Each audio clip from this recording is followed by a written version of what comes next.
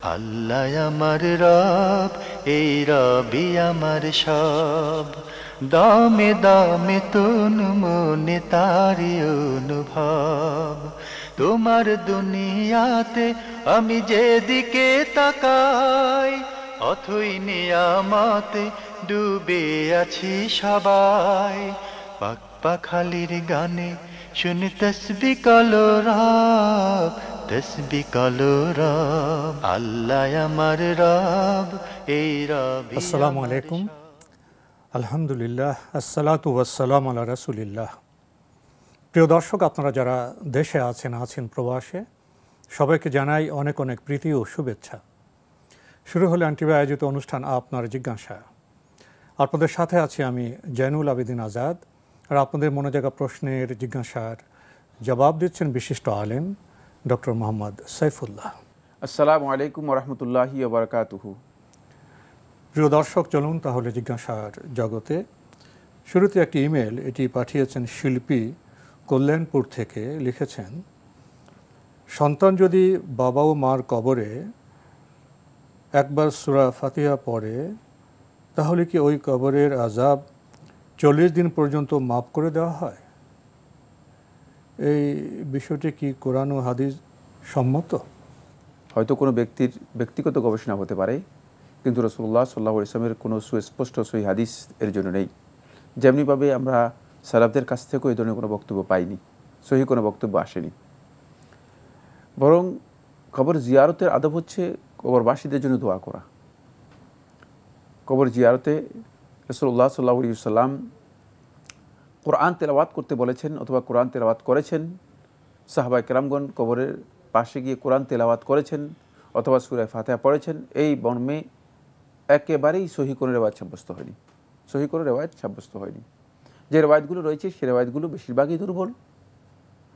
এমনকি সূরাতুল ফাতিহার ব্যাপারে যে রেওয়ায়েতটি উল্লেখ করা হয় থাকে, যেটাকে ইমাম আন-নববী রাহমাতুল্লাহি আলাইহি রিয়াদুস সালেহীনের মধ্যে উল্লেখ করেছেন, এটাও আলেমদের মধ্যে দীর্ঘ বিতর্ক রয়েছে। তাই উত্তম হচ্ছে যেটা, সেটা হলো যদি কেউ কবর জিয়ারতের জন্য যান, তিনি কবরবাসীদের জন্য দোয়া করবেন। তার জন্যই দোয়া করবেন, আল্লাহুম্মা আইযহু মিন ফিতনাতিল কবর, আল্লাহুম্মা আইযহু মিন আযাবিল কবর, আল্লাহুম্মা আমিনহু ফি কবরিহি, আল্লাহুম্মা আমিন রাওআতিহি। এই ধরনের দোয়াগুলো যেগুলো আছে সেগুলো করার জন্য চেষ্টা করবেন। সরাসরি দোয়া সেগুলো শিখে নেওয়ার জন্য চেষ্টা করবেন। কবর জিয়ারতের এটি শুধু দোয়ার জন্য। কবর জিয়ারতের মধ্যে আর অতিরিক্ত কোরআন তেলাওয়াতের বিষয় নেই। কারণ এর মাধ্যমে কবরস্থ ব্যক্তি, মানে একজনের কোরআন তিলাওয়াতের মাধ্যমে কবরস্থ ব্যক্তি কোরআন শুনতেও পায় না। 2 নম্বর হচ্ছে কোরআনের আদবগুলো আমাদের জানতে হবে। কোরআন তিনি শুনতেও পান না। 2 নম্বর হচ্ছে কোরআন তিলাওয়াতের কারণে যেই সওয়াবটুকু যিনি তিলাওয়াত করেছেন, তার এই তেলাওয়াতের সওয়াবটুকু যিনি তেলাওয়াত করেছেন তার হবে। এই তেলাওয়াতের সওয়াব তিনি পাবেন না। এই তেলাওয়াতের কবরবাসী এই তেলাওয়াতের সওয়াব পাবেন না, কারণ এটা ব্যক্তিগত ইবাদত। ব্যক্তিগত ইবাদতগুলোর সওয়াব বিক্রি করাও যায় না, গিফট করাও যায় না, উপহারও দেওয়া যায় না। সুতরাং সেগুলো ব্যক্তিগত ইবাদত হওয়ার কারণে এগুলোর মানে সওয়াব ইসাল করা হয় না। ব্যক্তিগত ইবাদতগুলো 2 প্রকার, একটা হচ্ছে ইবাদাত আল কাসিরাহ, আর হচ্ছে আল ইবাদাত আল মুতাআদ্দিয়াহ। যে সমস্ত ইবাদাতগুলো কাসিরাহ মানে ব্যক্তির উপর, মানে ব্যক্তির মধ্যেই সীমাবদ্ধ, মানে ব্যক্তির গণ্ডির বাইরে নয়, মানে ব্যক্তির সাথে সম্পৃক্ত, সেই ইবাদতগুলো মানে এর যেই কল্যাণ এবং সওয়াব আছে এগুলো শুধুমাত্র ব্যক্তিই পাবে, এগুলো অন্য ব্যক্তি পাবে না। সেই নির্দিষ্ট ব্যক্তি পাবে, অন্য ব্যক্তি এগুলো সওয়াব পাবে না। আরেক ইবাদত আছে ইবাদাত আল মুতাআদ্দিয়াহ, ইবাদত যেগুলো মানে যেগুলোর কল্যাণ অথবা সওয়াব অথবা এগুলোর কোনো আসার প্রভাব অন্য কি করতে পারে, অন্যকে দেয়া যেতে পারে বা অন্যের উপর পড়ে, সেগুলো হচ্ছে ইবাদত যেগুলোর মাধ্যমে কি করা যায়, ইসাল করা যায়, সওয়াব পাঠানো যায়, যেমন সদকা। আমরা জানলাম বিষয়টি সম্পর্কে। প্রিয় দর্শক, আমাদের হাতে একটি চিঠি, দীর্ঘ চিঠি, অনেক প্রশ্ন পাঠানো হয়েছে মিফতাহুল জান্নাহ মাদ্রাসা পাটেরবাগ, ঢাকা থেকে। আগের চিঠি আমরা কিছু প্রশ্নের জবাব দিয়েছিলাম, আরও অনেকগুলো প্রশ্ন রয়ে গেছে। আপনি লিখেছেন, যেসব মুসলিমরা না জেনে ছোট শিরকে লিপ্ত, এদেরকে মুমিন নারী ও পুরুষরা বিয়ে করতে পারবে? পারবে তো অবশ্যই। আর ছোট শিরকে লিপ্ত তো মানে মুসলিম মুমিন নারী যারা আছে এদের অধিকাংশই এর মধ্যে লিপ্ত রয়েছে। ছোট শিরকের তো সম্পর্কে শেখুল ইসলাম ইবনুল কাইয়িম রাহমাতুল্লাহ বলেছে, ইন্নাহুল বাহরু লা সাহিলা লাহু, এটা বিশাল সমুদ্র যার কোনো কুল কিনারা নেই। মানে এর মধ্যে তো মানে যে কোনো ব্যক্তি যে কোনো সময় ঢুকে যেতে পারে। আল্লাহ তাআলা মাফ করুক, ইচ্ছায় অনিচ্ছায় না বুঝেও এটা হয়ে যেতে পারে। যদি কোনো ব্যক্তি খুব ভালো করে এই বিষয়টি বোঝার চেষ্টা করুন, খুবই ইম্পর্ট্যান্ট একটি বিষয়, সেটা হচ্ছে যদি কোনো ব্যক্তি তার ইচ্ছার বাহিরে মানে বেদুন ইখতিয়ারে, তার ইচ্ছার বাহিরে, ওয়া বেদুনি ইলমিহি, আর তার জানার বাহিরে, জ্ঞানের বাইরে, হ্যাঁ ইখতিয়ার আর জানা বিভিন্ন ইখতিয়ারের বাহিরে, এই দুইয়ের বাইরে যদি কোনো কারণে এই ধরনের শিরকে লিপ্ত হয়ে যায়, তাহলে মুশরিকও বলা হবে না এবং সে ঈমানের গণ্ডি থেকেও বের হবে না, তার আমলও কি হবে না, ছোট শিরকের কারণে আমলও নষ্ট হবে না, ছোট শিরকের কারণে আমল নষ্ট হবে না, কারণ যেটা তো তার ইখতিয়ারের বাইরে, জানার বাইরে, যার মানে একেবারে জানার বাইরে। রব্বানা লা তুআখিযনা ইন নাসিনা ওয়া আখতানা রব্বানা ওয়ালা তাহমিল আলাইনা ইসরান কামা হামালতাহু আলাল্লাযিনা মিন ক্বাবলিনা, এই আয়াতগুলোর মধ্যে আল্লাহ সুবহানাহু ওয়া তাআলা স্পষ্ট করে এই বিষয় আমাদেরকে জানিয়ে দিয়েছেন। সুতরাং কোনো কারণে যদি এগুলো তার ইখতিয়ার এবং জানার বাইরে হয়ে যায়, তাহলে এর জন্য তাকে পাকড়াও করা হবে না, আল্লাহ তাআলা ক্ষমা করে দেবেন, আল্লাহ রাব্বুল আলামিন ক্ষমা করে দেবেন। কারণ এগুলো এমন বিষয় যেগুলোর ব্যাপারে প্রায় সমস্ত ওলামায়ে কেরাম, আমার যতটুকু মনে পড়তেছে আলেমরা প্রায় সবাই এ কথা বলেছেন যে মিম্মা ইউদারু বিজাহলে, দ্বীনের মধ্যে যে সমস্ত বিষয় মানুষ না জানার কারণে মানুষকে এক্সকিউজ করা হবে, ক্ষমাযোগ্য বা ক্ষমা করা হবে, তার মধ্যে এই বিষয়টি। কারণ এই ধরনের শিরক আসগর হয়ে যেতে পারে মানুষের কাছ থেকে। সুতরাং এক্ষেত্রে যদি বলা হয় যে মানে মুমিন নারীরা তাদের সাথে বিয়ে করতে পারবে না, তাহলে বিয়ের আর প্রয়োজন, সমাজে একটা সংকট দেখা দেবে। না সংকট মানে বিয়ে করতে পারবে, বিয়ে বলতেই কিছু করতে পারবে না, কারণ বিয়ে করতে গেলেও তো এই ধরনের শিরকের মধ্যে পড়ে যেতে পারে। কারণ একটু সাজিয়ে গুছিয়ে গেলে যদি তার মধ্যে একটু রিয়া ভাব এসে যায়, আর বিয়ের অনুষ্ঠানে তো অনেক কিছু হয়ে যায়, জি, তাহলে তো সে কি হয়ে যেতে পারে, শিরকের মধ্যে পতিত হয়ে যেতে পারে। এই জন্য এই কথাটুকু, এই প্রশ্নটুকু মোটেই যথাযোগ্য নয় বা উপযুক্ত মানে প্রশ্ন নয়, কারণ এটি মানুষের এখতিয়ারের বাইরের একটি বিষয়। এক্ষেত্রে মানুষের জন্য জায়েজ আছে, তারা বিবাহ শাদী করতে পারবে। আমরা জানলাম বিষয়টি সম্পর্কে। প্রিয় দর্শক আরও লিখেছেন, যে সমস্ত মুসলিমদের বেদাত সম্পর্কে দলিল দিয়ে বোঝানোর পরও তারা বেদাতেই জড়িত থাকে, এদের কি মুমিন নারী ও পুরুষরা বিয়ে করতে পারবে? প্রথম কথা হচ্ছে আপনাকে জানতে হবে যে কোন ধরনের বেদাত, বেদাতের ধরনের উপর নির্ভর করবে আসলে তার সাথে বিবাহের সম্পর্ক অথবা পারিবারিক সম্পর্ক, দাম্পত্য সম্পর্ক হবে কি না। যদি বেদাত এমন হয় যে ঈমান এবং আকীদার সাথে জড়িত বেদাত, তাহলে একটি মাসআলা। আর বেদাত যদি এমন হয় যে আমলের সাথে সম্পৃক্ত বেদাত, যেগুলোর ব্যাপারে আলেমদের ইখতিলাফ রয়েছে, সেটা আরেকটি মাসআলা। তাই এক্ষেত্রে প্রথম মাসআলা হচ্ছে যদি ঈমান এবং আকীদার সাথে জড়িত বেদাতে বিষয় হয়ে থাকে, যে বেদাত তাকে হয়তো কুফর অথবা শিরকের দিকে নিয়ে যেতে পারে, এই বিষয়ে তাকে যদি দলিলের মাধ্যমে সুস্পষ্ট করা হয়ে থাকে এবং তার কোনো শুভা, সন্দেহ, সংশয় অথবা তার কোনো ধরনের এই ক্ষেত্রে যেই ব্যাখ্যা রয়েছে, সেই ব্যাখ্যা সবটার যদি প্রতি উত্তর তাকে দেয়া হয়ে থাকে, তারপরেও সেই ব্যক্তি যদি এই বেদাতের মধ্যে থেকে যায়, তাহলে তার সাথে দাম্পত্যের সম্পর্ক, বিবাহের সম্পর্ক হারাম হবে। একেবারেই সহজ কথা, কিন্তু এটা সাধারণ মানুষ যিনি প্রশ্ন করেছেন তিনি এটা বিচার করতে পারবেন না। এই জন্য ফতোয়া দিতে গিয়ে মানে অনেক বিশাল পেস লাগাই দেবে, শেষ পর্যন্ত মানুষদেরকে হয়তো দিন থেকে বের করে দেওয়ার সম্ভাবনা আছে। খুব সতর্কতা অবলম্বন করতে হবে এই বিষয়গুলো, বুঝার একটা বিষয় রয়েছে।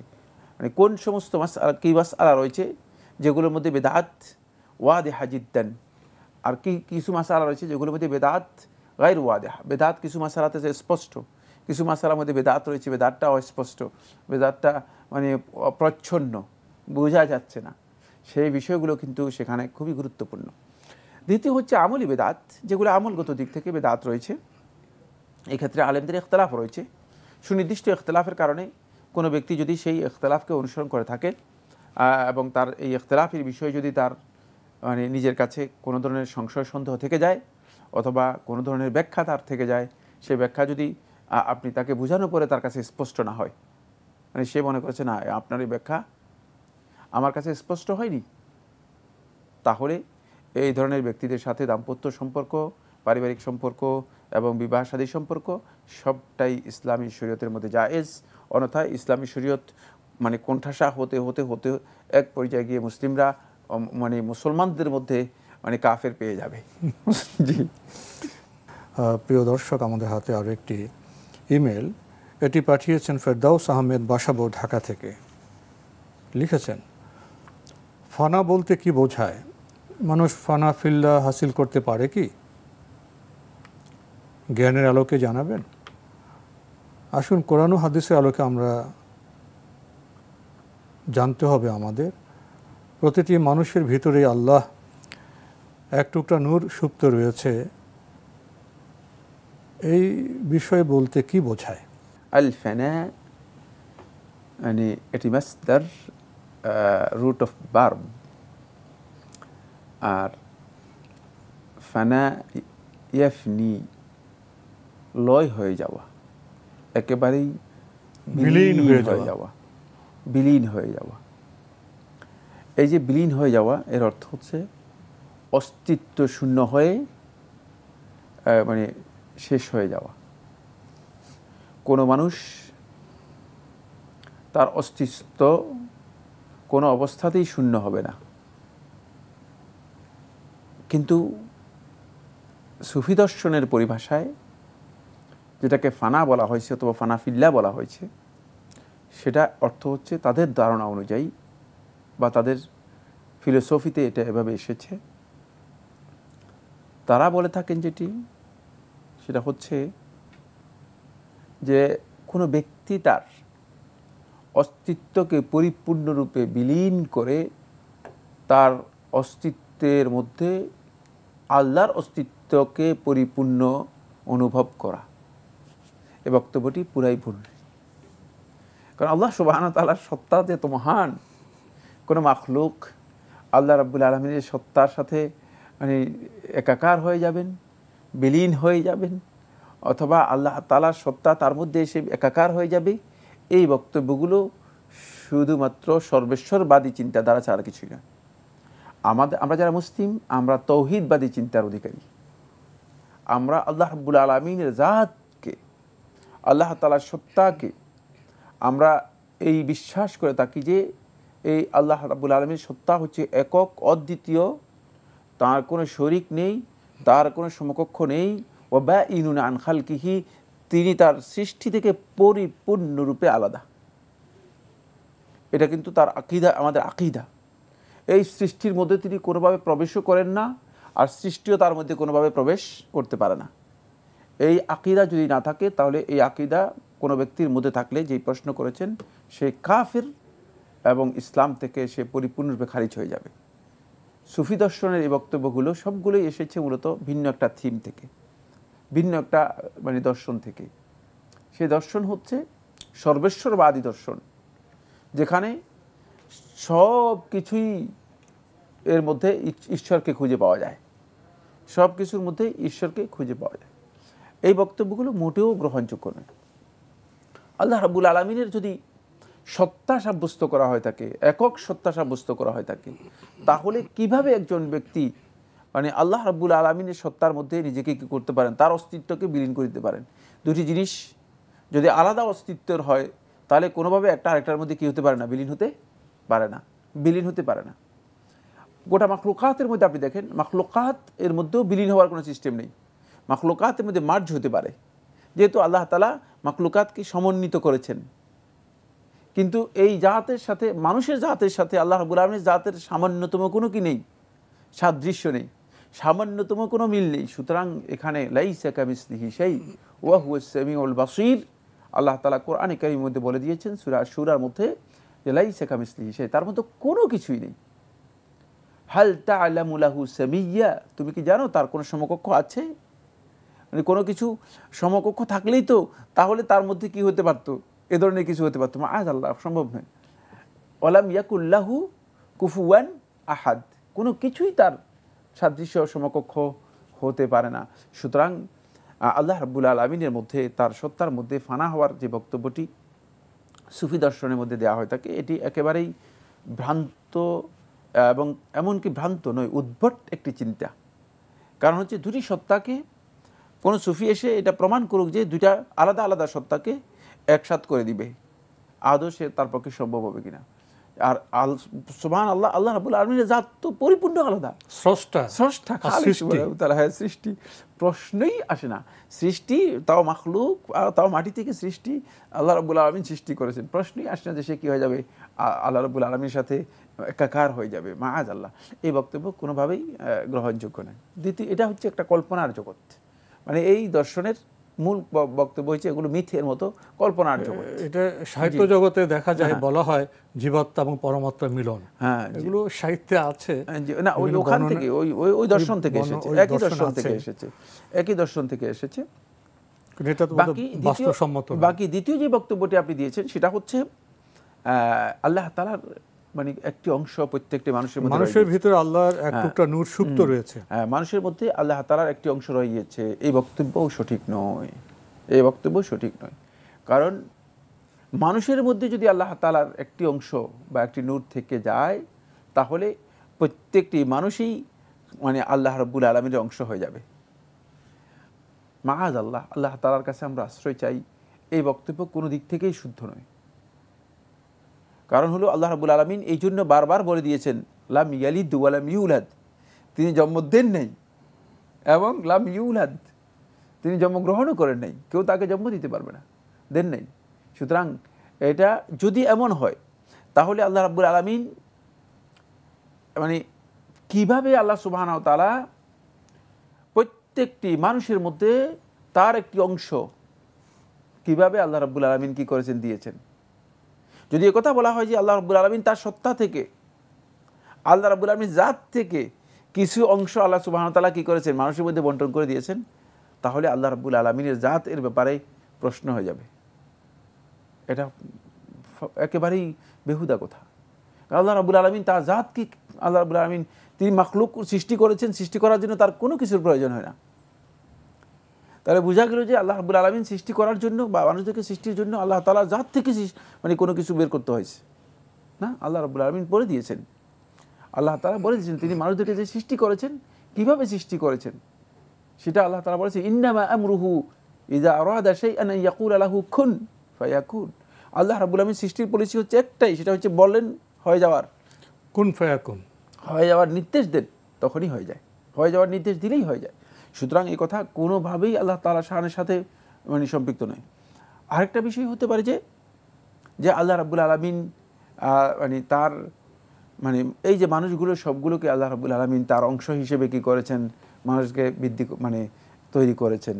তাহলে মানুষ, প্রত্যেকটি মানুষ, এমনকি ওই সৃষ্টি জগতের প্রত্যেকটি সৃষ্টিও মানে আল্লাহ তাআলার পার্ট হয়ে যাবে।